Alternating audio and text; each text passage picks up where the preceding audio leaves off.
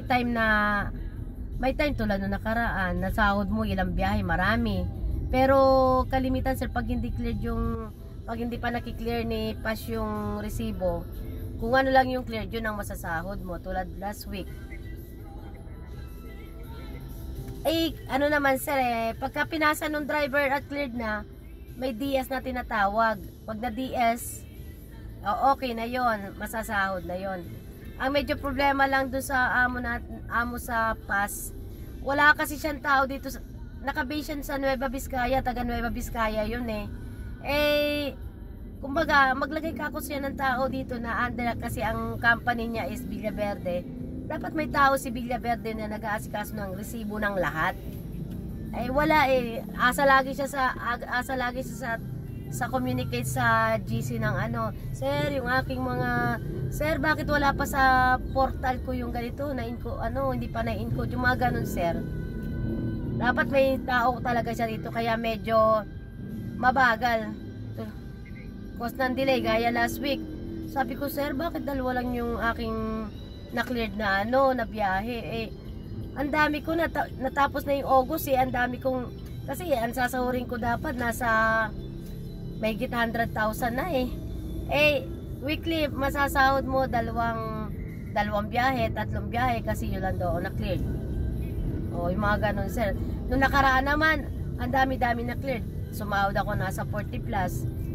Tulad ngayon, sabi ko sir, masasahod ko na ba yung mga tapos ng August, September na dapat nasahod na yung buong August yung ganun sir, yun ang medyo may delay, pero masasahod mo naman. Ang problema, may problema daw sa pagpasahod, wala namang problema sir, okay siya magpasahod basta clear yung mga yung mga trip ticket, basta na DS. Hindi siya every Monday talaga nagpapasahod siya sir. Hindi mo siya kailangan sabihan na sir, yung sahod ko po, hindi naman ganun. Unlike dyan sa rent-a-car, talagang sakit ang ulo ko kay Peralta, kay Hertz. Bali, saan nakadirect ka ba kay Hertz?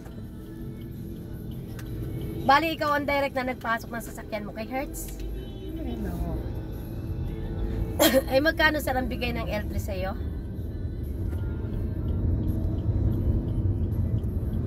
$40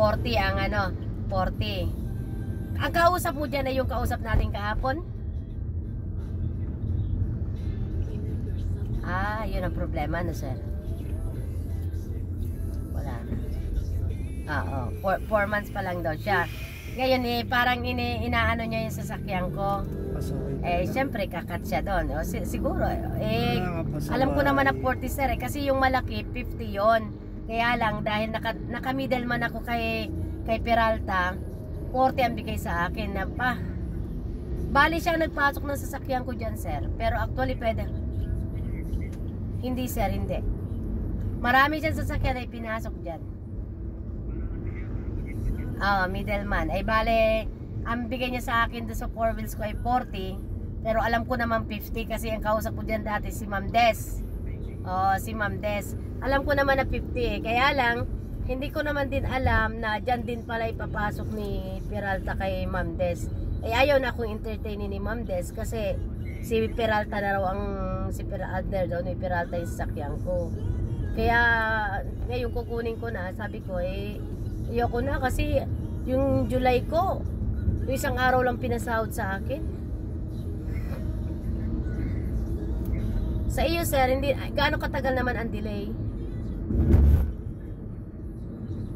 Ang delay sir, 1 month, 2 months bago masahod.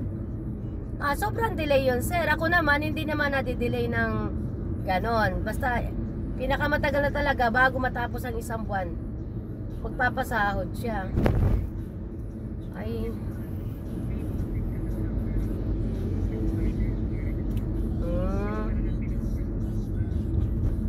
Pero binabayaran ng buo naman.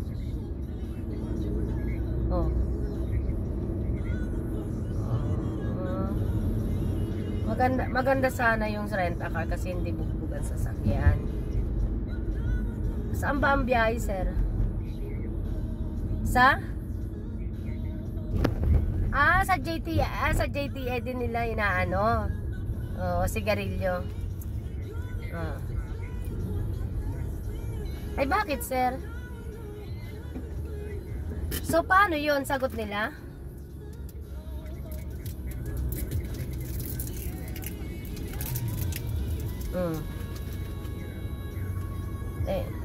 Tulad ko, sabi ko, kailangang agarin nila ng paggawa yan, hindi pwedeng tatagal. Ay kaya nga, sisingilin ko sa kanila yan hanggat nasa kanila. Ganun yun, sir, di ba? Habang hindi nakukuha yung sasakyan, bayad nila ang araw.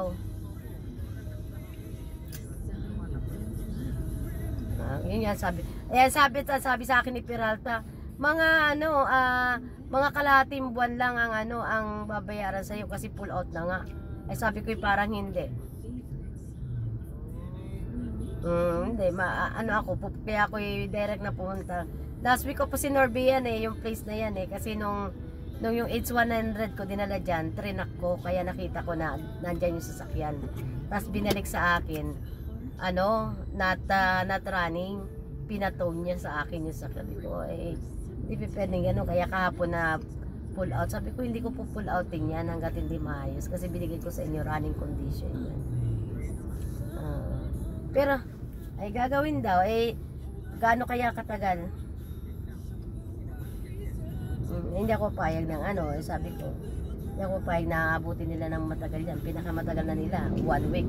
Kung gusto nila ipapagawa ko, bayaran nila ang pagpagawa. Madali lang gawin yan, isang araw lang kayang gawin yan ng mekaniko yung mekaniko ang gagawa sa Banawe dagat yan lang kami sir, likod lang kami ng Banawe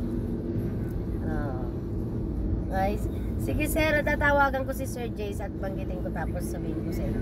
Opo sir. Okay sir, sige po, sige. Opo, sige po.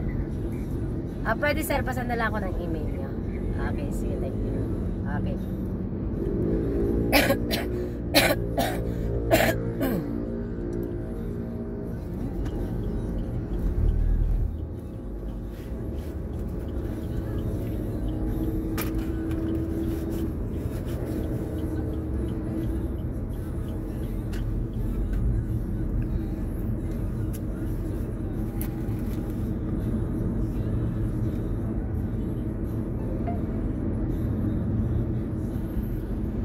San Juan na tayo.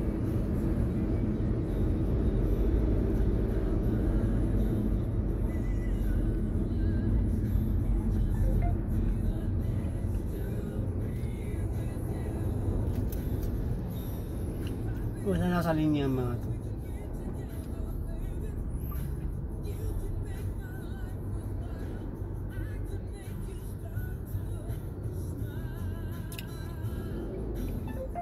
Ang galing.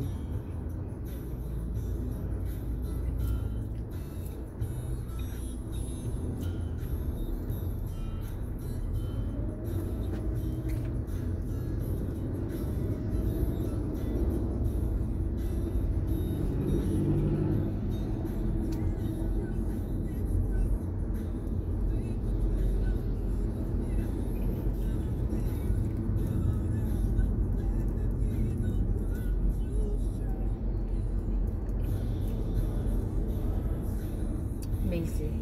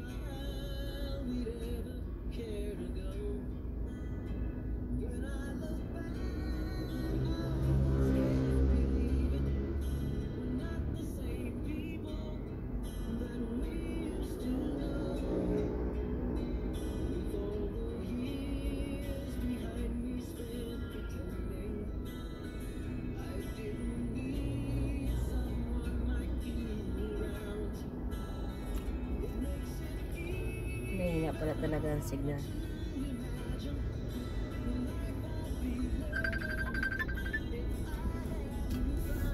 Hello, sir. Hello, ma'am. Sir. Yes, ma'am. May- Pasensya na, pinatayin ko kanina. Kausap ko kasi sa operation Ah, sa main office. May pick up na po kaya tayo ngayon, sir? Mamayang hapon. Pati kasi marami kasi clearance din ngayon. Wala din biyahe. Wala na din yung GMAX eh. Ano wala na po yung G-Max? Binatawan natin yan kasi masyadong marami. Malaki pa ang expenses mo. Binitawan ni Pas? Pasal mo, ma'am. Ang G-Max. Ah. Inaantay ko sa inaantay ko ma'am yung kay Colpal tsaka kay GTI ngayon. JTI o sana may Oo, GTI, sir. kaya nga. Tapos kung wala, parehas tayo eh. Nasa Bulacan din yung truck ko eh. Is- Wala kasi yung cut off kasi, tsaka naisabay na inventory. Sir, meron nga palang gustong pumasok ng dalawang L300. So, ito naman ma'am, basta alam Ano? Yung requirements ko sa'yo ma'am, ganun din. Yung, ano nga sir yun? Yung paano ka nakapasok sa akin. Opo, sisend yung mga ORCR, picture. RB, medical with drug test, NBI, police clearance, yun na naman ma'am. Ipapasa po muna sa inyo. Tapos saka, H1 yan sa L3. L3 daw sir, parehas. L3 parehas. Oh. Kasi nagkita kami kahapon dun sa, kasi pinupull out ko na yung isa kong 4 wheels dun sa rent-a-car. Ay parang ang takbo rin ng sasakyan niya ay pinapatakbo sa rent-a-car ng JTI. JTI din siya. Oo. Gusto na raw niyang i-pull out at ipasok. Nagkakilala kami kahapon. Tinatanong ako baka daw pwedeng ipasok ko.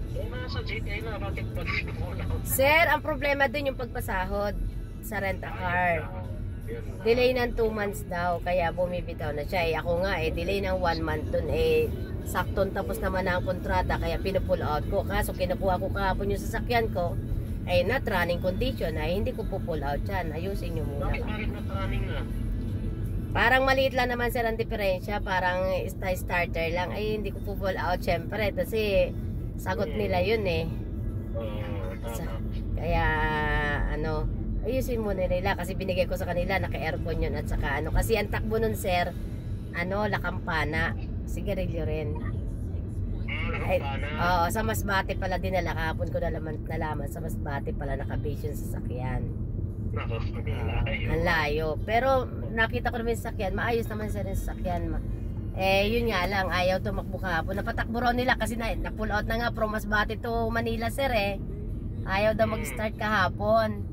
Tingin ko starter lang, bahala sila.